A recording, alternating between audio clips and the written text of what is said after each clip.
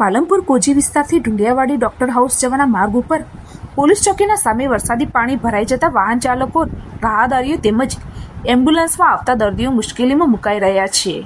તો સત્વરે આ પ્રશ્નનો ઉકેલ લાવવામાં આવે તેવી સ્થાનિક લોકો તેમજ વાહન ચાલકોની માંગ ઉઠી રહી છે. પાલનપુર શહેરમાં કેટલાક વિસ્તારમાં સામાન્ય વરસાદમાં જ પાણી ભરાઈ જતા હોય છે, જેમાં પાલનપુર કોજીથી ઢુંડિયાવાડી પોલીસ ચોકી તરફ જવાના માર્ગ ઉપર સામાન્ય વરસાદમાં જ પાણી ભરાઈ જાય છે, જેના કારણે માર્ગ પરથી લોકોને પસાર થવું મુશ્કેલ બની રહ્યું છે.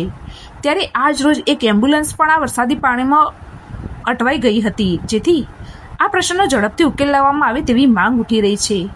સ્થાનિક લોકોનું કહેવું છે કે આ વરસાદી પાણીના નિકાલ માટે નીચેથી લાઈન પસાર થાય છે, પરંતુ આ લાઈન ચોકઅપ થઈ ગઈ હોવાના કારણે પાણી આગળ જતું નથી, જેથી આ પાણીનો ભરાવો ઢુંડિયાવાડી પોલીસ ચોકીના સામે થઈ જાય છે, જેના કારણે કેટલીક વખત વધુ વરસાદ આવે તો અહીં રહેતા લોકોના ઘરો સુધી પાણી ઘૂસી જતું હોય છે.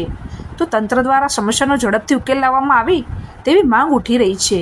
આ માર્ગ આરએમબી વિભાગમાં આવતો હોવાથી આ વિભાગ દ્વારા યોગ્ય તપાસ કરી પ્રશ્નનો ઉકેલ લાવવામાં આવે તેવી સ્થાનિક રહીશોની માંગ ઉઠી રહી છે.